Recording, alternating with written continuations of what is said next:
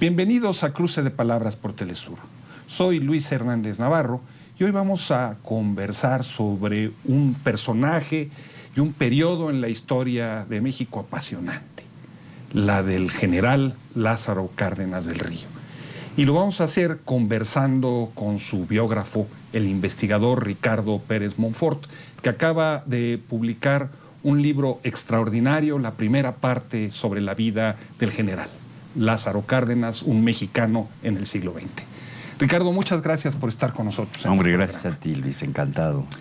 ¿Por qué escribir sobre Lázaro Cárdenas en pleno siglo XXI? Mira, hay yo creo que varias razones. Te puedo decir las personales y luego las que considero más como una especie de compromiso con la actualidad, ¿no? Con lo que sucede hoy en día en México. Las personales son porque, de hecho, desde que empecé mi formación como historiador, desde la licenciatura incluso, y bueno, hasta antes, ¿no? Desde cierto trabajo político que tuve saliendo de la preparatoria, la figura de Cárdenas estaba rondando, ¿no? Por ahí.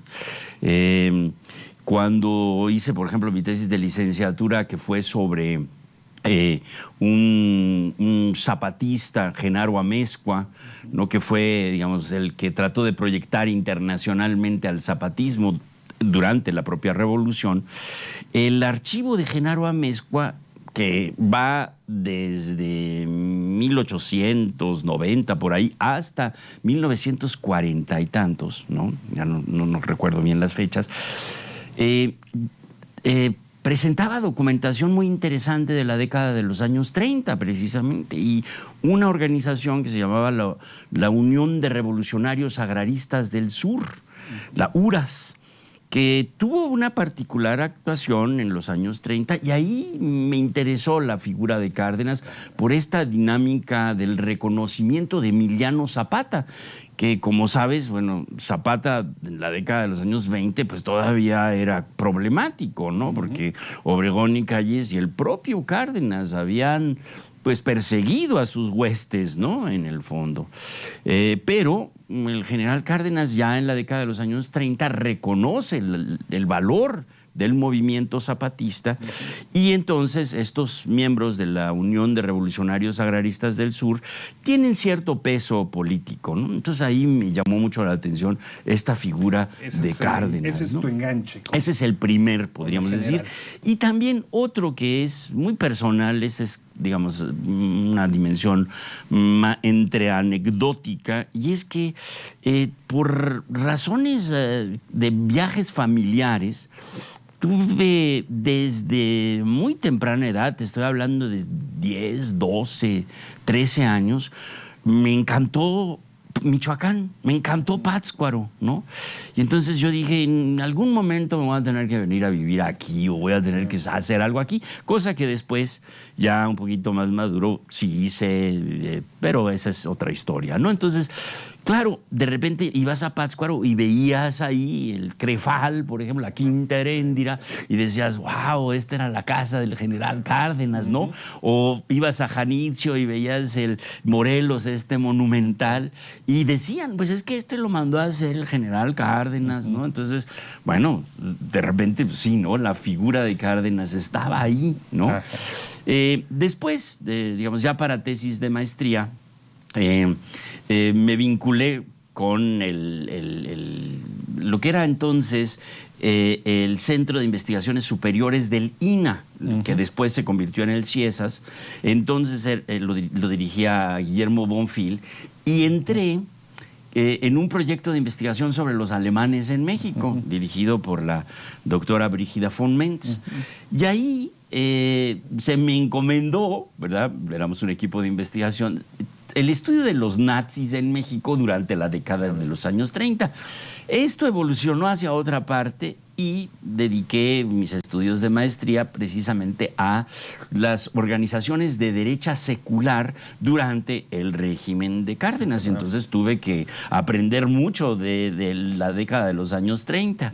Y finalmente, ¿verdad?, seguí sobre esta línea de los estudios de los grupos de derecha y vinculando, digamos, la reacción que la sociedad mexicana tiene ante la llegada de los migrantes españoles durante la Guerra Civil. Me interesó la reacción negativa hacia el exilio español. Y entonces hice un estudio sobre la falange y el hispanismo y bueno, terminé mi tesis doctoral ya francamente harto de la derecha mexicana, ¿no? Y entonces decidí que mejor me iba yo a dedicar a cosas más populares, y siempre aparecía, o sea, regresaba yo constantemente al mundo de Cárdenas. Y otro aspecto que resultó bueno, ya en la década de los 70, finales de los 70, principios de los 80, hice cierto trabajo político en Santa Fe de la Laguna. Donde había una lucha agraria de comuneros muy importante. Exacto. ¿No? Entonces, el Pidio Domínguez estaba ahí. Efrén Capiz. Con Efrén, ¿no? Sí. Yo medio me involucré ahí y estuve pues un poco pendiente de qué es lo que estaba sucediendo. Y en los momentos, porque pues acuérdate, estas luchas agrarias pues de repente se hacen en el departamento agrario, en la secretaría, etcétera, etcétera. Entonces había mucho tiempo muerto ahí, ¿no?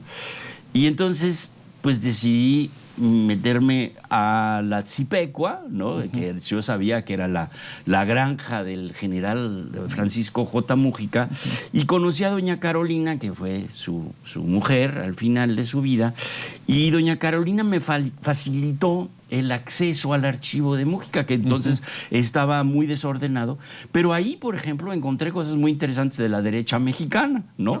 Entonces fue otra... persigue la derecha, ¿no?, por todos lados. Entonces, pero este archivo de Mújica fue súper interesante, me encantó realmente trabajar con el archivo, y gracias a Luis Prieto, licenciado Luis Prieto, que era entonces el director del Centro de Estudios de la Revolución Mexicana Lázaro Cárdenas AC, que estaba en Jiquilpan, que se fundó durante la época de Echeverría, ¿no?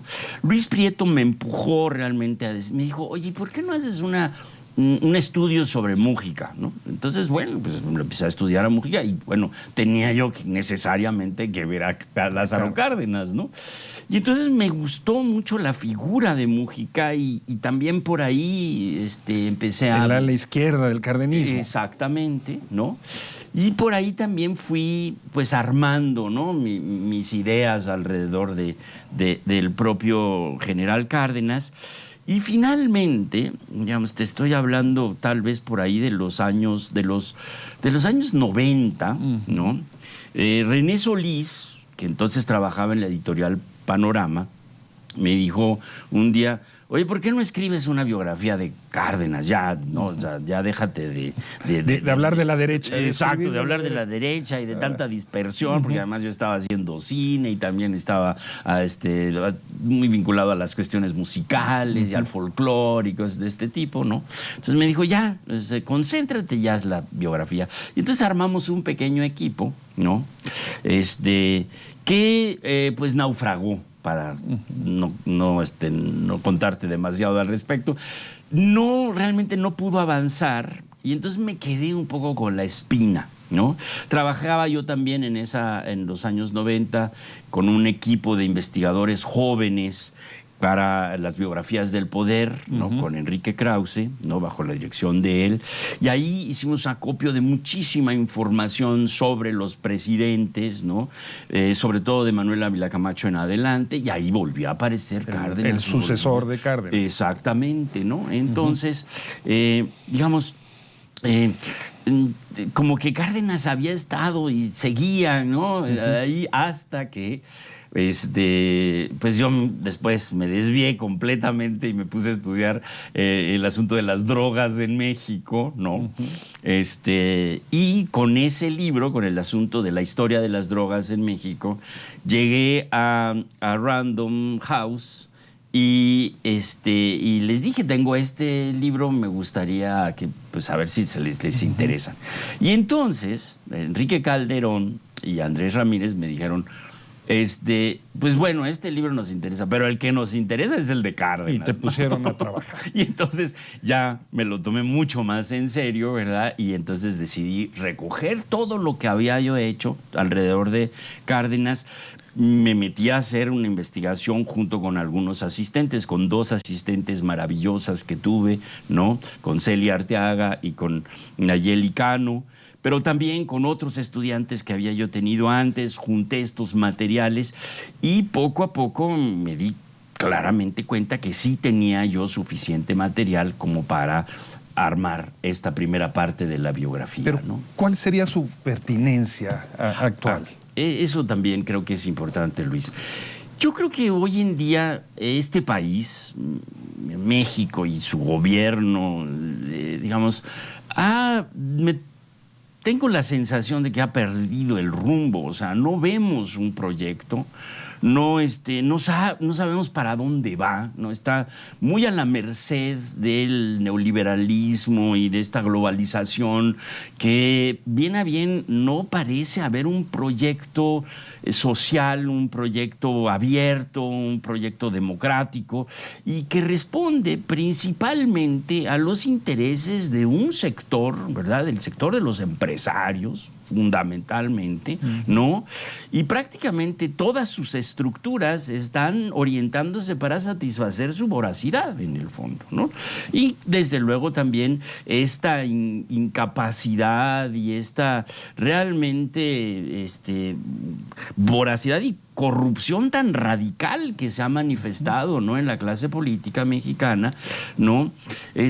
Pues me parece, ¿verdad?, que no solamente desde la propia izquierda, sino incluso desde la academia, ¿no?, tenemos de alguna forma una responsabilidad, ¿no?, para, pues, ver, ¿no?, cuáles han sido y cómo se puede, ¿verdad?, reorientar y pensar en un futuro mucho más viable, mucho más equitativo, mucho más democrático, desde luego.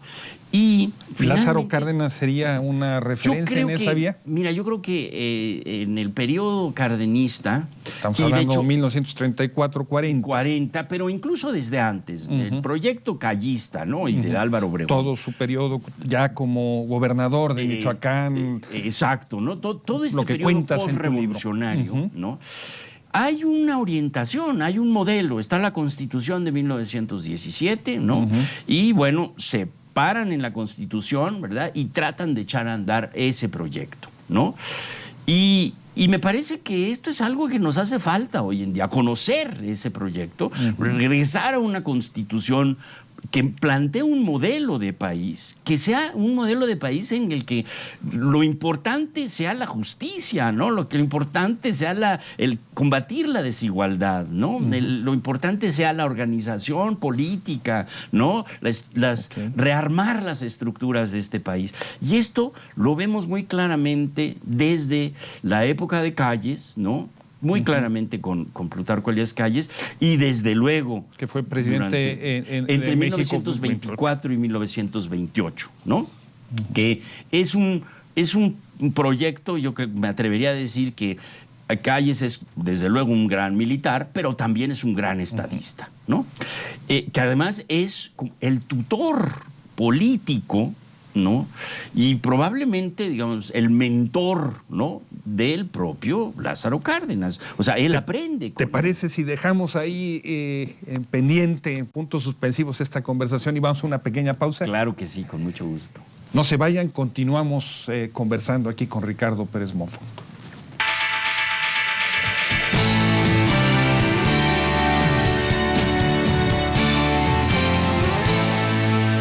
Estamos ya de vuelta en este cruce de palabras, conversando con el historiador Ricardo Pérez Monfort sobre su último libro, Lázaro Cárdenas.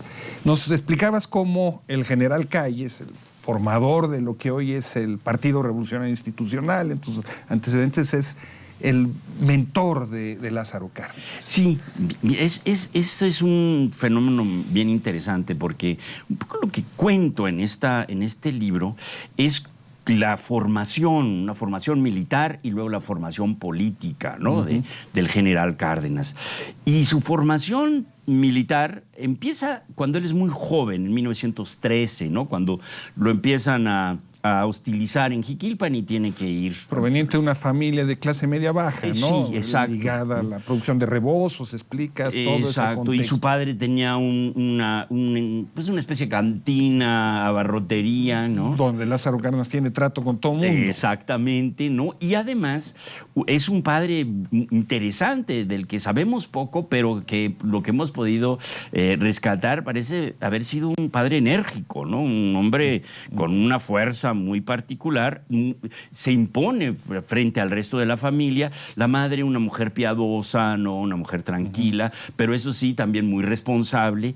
Y entonces se da esta tensión, ¿no? Entre los intereses sociales y los intereses familiares, y muere muy joven. Cuando Lázaro Cárdenas es muy joven, muere su padre, y entonces él se tiene que asumir como el responsable. La cabeza de familia, ¿no?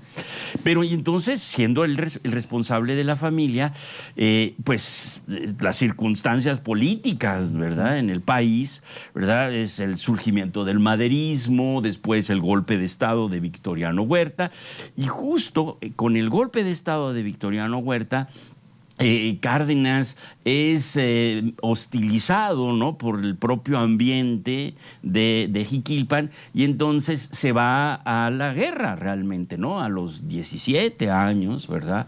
Se lanza hacia Apatzingán y ahí se vincula con un general, el general García Aragón, que tiene antecedentes zapatistas. Ahí hay un contacto importante con el primer agrarismo, podríamos decir, que se emparenta también con los conflictos que la hacienda de Huaracha, ¿verdad?, tiene con el propio pueblo de Jiquilpan. Entonces el asunto agrario es un fenómeno que forma parte de, digamos, del origen del Cárdenas. Exacto, ¿no? Entonces, digamos, para no hacer el cuento demasiado largo, él vive una revolución muy tempranamente, ¿no? Después lo llama la familia otra vez, ¿no?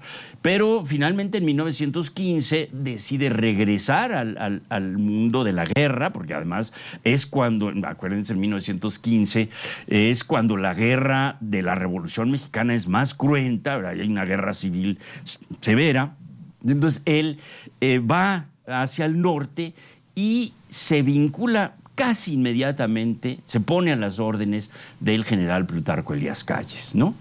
Y el general Plutarco Elías Calles lo toma y lo convierte, ¿verdad?, en una especie de alfil, ¿no?, de un hombre al que le da partes de poder, ¿verdad?, le ayuda a que forme su regimiento de caballería también, y además no hay que olvidar que Calles, siendo gobernador de Sonora, es un gobernador muy revolucionario, ¿no? Toma una serie de medidas radicales, ¿verdad?, prohíbe el alcoholismo, distribuye un poco la tierra, va contra los yaquis, ¿no?, que eso también es un momento complicado, ¿no? Pero está luchando contra Pancho Villa, ¿no? Entonces, digamos, la formación militar la adquiere ahí, pero también un poco de formación política. ¿Y en qué consistiría esa formación política? Mira, él está cerca de Calles, que ya es el Calles estadista, ya no solamente es el Calles militar, digamos, ya no es el operador militar de Álvaro Obregón, sino que es quien instrumenta, por ejemplo, la educación, ¿no?, en el estado de Sonora. Él mismo es profesor de su origen, ¿no? Él instrumenta también la organización de los trabajadores, ¿no?, las primeras organizaciones, instrumenta también, digamos, una especie, podríamos decir, como de afán antiimperialista. O sea, ¿no?, la política de masas del cardenismo comienza a gestarse también con Calles. Desde luego. Yo creo que ahí ya están los dos más o menos convencidos. Primero, ¿para qué sirve el ejército?, ¿no? Y segundo, que es necesario, ¿verdad?, empezar a salirse de las dimensiones militares para pensar en las dimensiones sociales, ¿no? Y yo creo que ahí Cárdenas aprende. Todavía, ¿verdad?, le cuesta, ¿no? Porque Calles no es una perita en dulce, ¿no? Es muy enérgico, ¿no? Y aunque ya se están dando cuenta, tanto Calles como Obregón, que no caben dentro del modelo carrancista, ¿no? Y de hecho con este movimiento, que es el movimiento de Agua Prieta, ¿no? Cárdenas muy rápidamente se alía con ellos, ¿no? Y pues se convierten en enemigos del carrancismo, de hecho. Déjame saltar a una de las partes que tú describes con mucho detalle en tu libro, que es la de Cárdenas, gobernador de Michoacán, ¿no? En un estado atravesado por un grave conflicto religioso, tú dices, él hace de la educación el centro para enfrentar la bronca religiosa. Sí. Pero es también un personaje que sigue adelante con la reforma agraria, promueve la organización. ¿Cómo es ese Cárdenas gobernador que antecede al Cárdenas presidente? Mira, algo que es muy importante, poquito antes de ser el Cárdenas gobernador, es que tiene 3 experiencias importantísimas en los años 20. Una es como una especie de apagafuegos en los conflictos que se suscitan en Michoacán, que se suscitan en el Istmo de Tehuantepec y desde luego en los conflictos con las compañías petroleras que ya son bastante fuertes en la región de la Huasteca. Justo estando en la Huasteca, él decide lanzarse como candidato a la gubernatura de Michoacán y de hecho recorre Michoacán. Esto es algo que es muy interesante, que ya lo va a repetir también en 1934, ¿no? Y es que él es un gran conocedor del territorio, ¿no? O sea, va de pueblito en pueblito. Cuando uno revisa por todas partes por donde estuvo, realmente no para, ¿no? Es un personaje que va y viene, y en cada uno de esos lugares va atendiendo, ¿verdad?, la conflictiva local. Es un personaje que escucha. Exacto. O sea, no va a hablar, va a escuchar. Claro, no solamente oye, sino también se da cuenta, este fenómeno está relacionado con este otro. Es un personaje que tiene, digamos, la dinámica política y militar en las manos, ¿no? O sea, es un personaje que se involucra muy rápidamente y se da cuenta, ¿no?, de cuáles son los orígenes de la injusticia y de por qué la rebeldía también, ¿no? Y por qué la reticencia, ¿no?, de las poblaciones a los proyectos revolucionarios, ¿no? En ese sentido es muy sensible, ¿no? Y durante su gobierno en el estado de Michoacán, no solamente es muy importante la escuela, también es muy importante el ir a donde están los conflictos con los cristeros, ¿no? Él es el gran pacificador en el fondo, ¿no? ¿Qué fueron los cristeros, así muy brevemente? Bueno, precisamente a partir de 1923-26 se instrumenta precisamente el artículo 3º constitucional que margina a la Iglesia de la educación y desde luego también le quita la capacidad de tener posesiones, de participar en política, y a esto reacciona la Iglesia Católica muy violentamente, ¿no? O sea, reacciona tanto asusando a la gente, a los campesinos, ¿verdad?, a la propia jerarquía, ¿verdad?, se confronta con particularmente se va a confrontar con el régimen de Plutarco Elías Calles, le arman un boicot, ¿verdad?, y de hecho se levantan en armas, ¿no?, a partir de 1926. Y esta guerra cristera que se da principalmente en el occidente, ¿verdad?, afecta a Jalisco, a Colima y a Michoacán, desde luego, ¿no? Y en Michoacán hay algunos de los líderes cristeros más importantes y muy populares, ¿no? Que realmente, digamos, tienen un arraigo y que la gente lo sigue con mucha fe, pero lo sigue en buena medida asusados por la Iglesia Católica. O sea, no son inocentes en el fondo, ¿no? Y sin embargo, Cárdenas es bastante sensible y dice, bueno, ¿qué es lo que ha generado esta insurrección? Porque y la mayor parte de las veces se puede diagnosticar que es un problema de tierra. Es un problema de distribución de la riqueza en el fondo, ¿no? Y entonces Cárdenas interviene, ¿no? Y dice, a ver, señores, ustedes que están levantados en armas, ¿qué hacemos, no? quieren convertirse ustedes en los policías, en los garantes del orden público, adelante, ¿no? Entreguen sus, ¿verdad? Entreguen y nosotros les damos, ¿verdad? Una responsabilidad política, les damos una responsabilidad económica y de esa manera sí pacifica. Le cuesta mucho trabajo, porque es un fenómeno que tiene una profundidad enorme, ¿no? Se va hasta la época de la colonia, de hecho, ¿no? Entonces, Cárdenas lo que hace es que entiende este fenómeno y habla con... cosa que no hacía el gobierno en general. Ningún gobierno, desde hasta el de Cárdenas, se había sentado a conversar con estos líderes, con estos campesinos, ¿no? Y él se va y se sienta con ellos y habla y les comenta, les da responsabilidades y los convierte en aliados, de hecho. Sin embargo, no logra avanzar mucho con los pueblos indios. No logra avanzar por varias razones. Es un estado con una población purépecha, náhuatl, otomí, etcétera, etcétera, importante, ¿no? No logra por varias razones.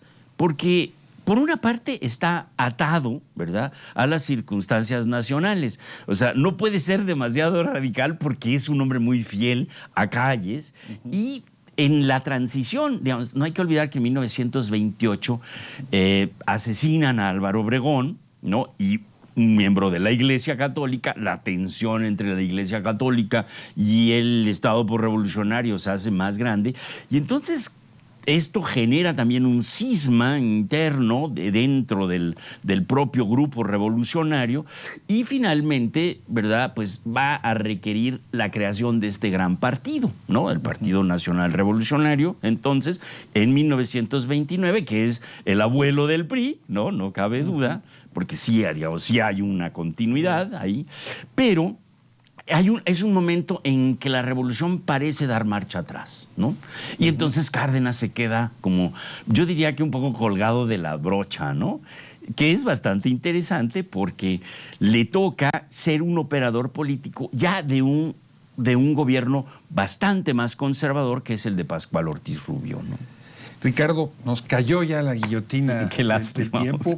Esta conversación daría para mucho más. Muchas gracias. No, muchísimas gracias por estar a ti. aquí hoy con nosotros. Encantado. Y ustedes, amigos y amigas, muchas gracias por su amable asistencia. Ya saben, los esperamos la semana que viene aquí por Cruce de Palabras en Telesur.